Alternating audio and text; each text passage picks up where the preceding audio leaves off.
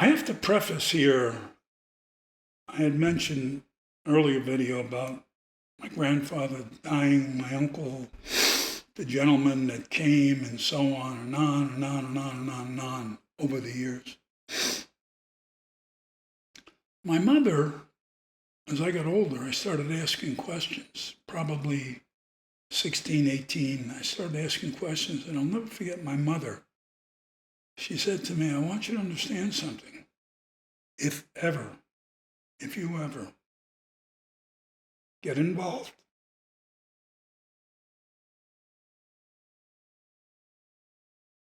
I will disown you.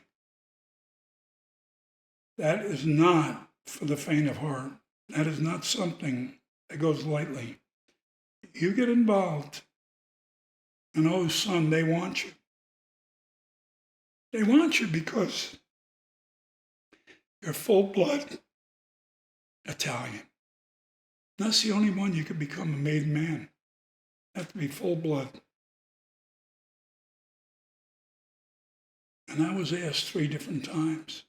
And 3 different times I said no.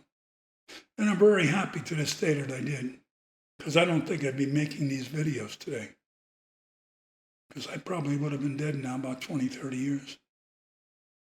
Oh, I might have been a big guy making a lot of money, but it probably wouldn't have lasted too long. A lot of my relatives would have enjoyed my money. But that's for another time. Anyway, she harped this over and over and over and over and over. But when I built the business in Newburgh, Ethan Allen Personnel, along with that partner in Poughkeepsie,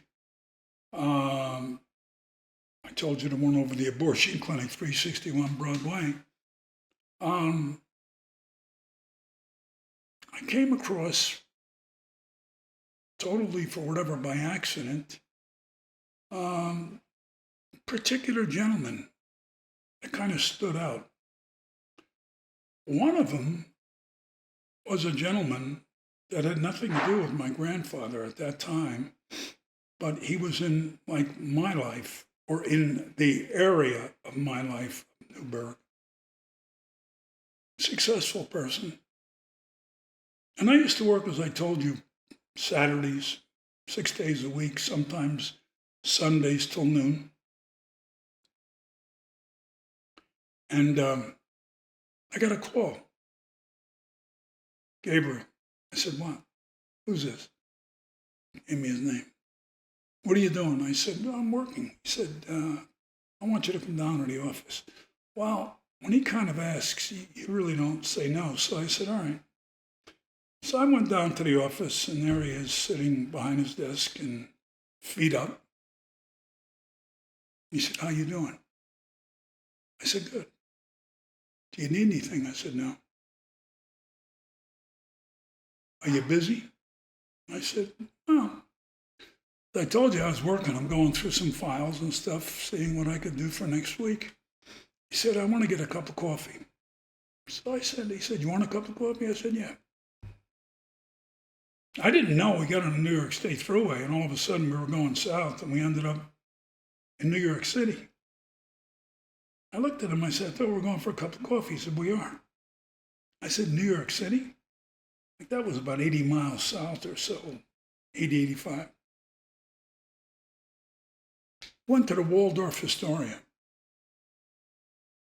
There's a very famous restaurant, I think it's still around today. It's called the Bull and the Bear. In those days, there were tables that were owned.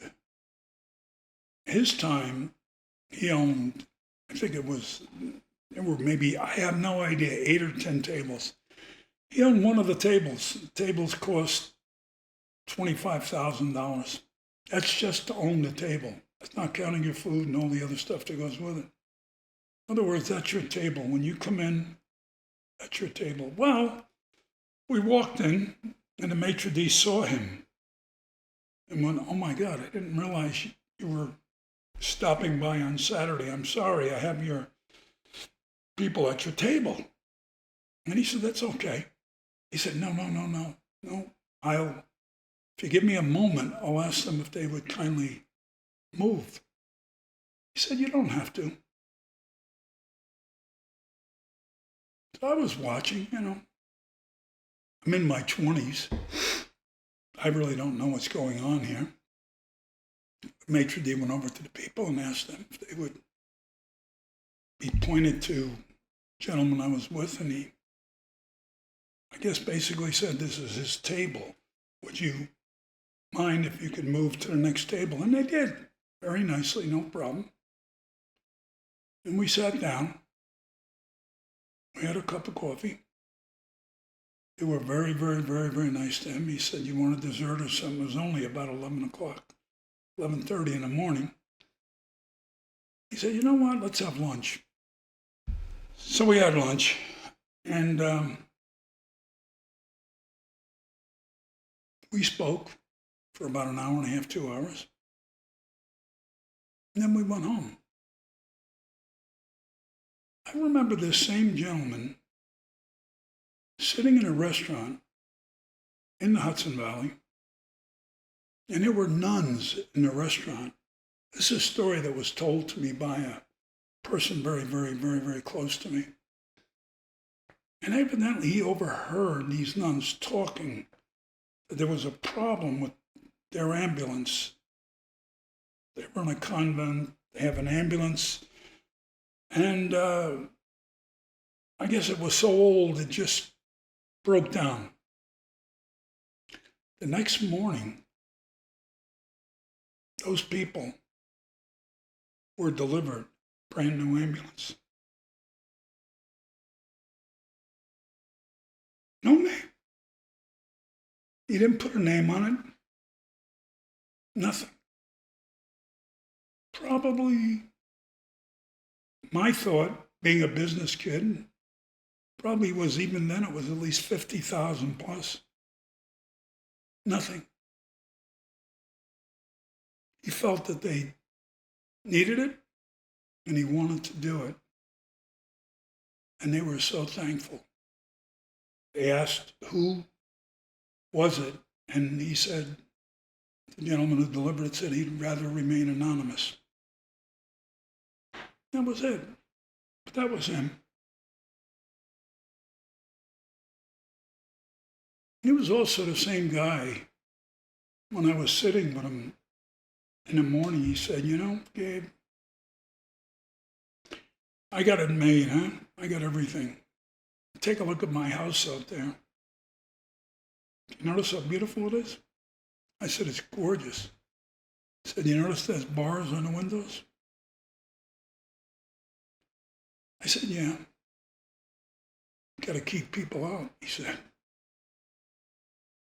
I didn't really think much of it then. I do now. He was a very giving man.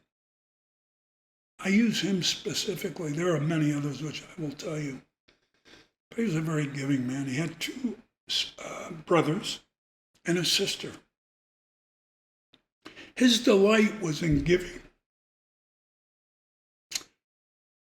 Fortunately, he had the money to do that.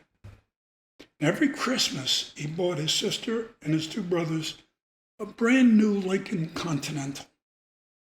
And he would put it in the warehouse, and he'd have the workmen open the doors at the same time. And he turned to the three of them and said, "Pick whichever car you want." And each one ran to their car, and it was theirs. Free and clear, that was their car. Every Christmas. Why? Because he could. But it wasn't just that. He loved his family. He loved his sister. Loved his brothers. He was successful, very. And he wanted to give back. And he did. Wherever there was a problem, he would be there, anonymously giving. That's just a story and a thought I share with you. I think you might want to know. Again, if there's interest in any of the stuff I tell you, you could subscribe. I thank you for your time.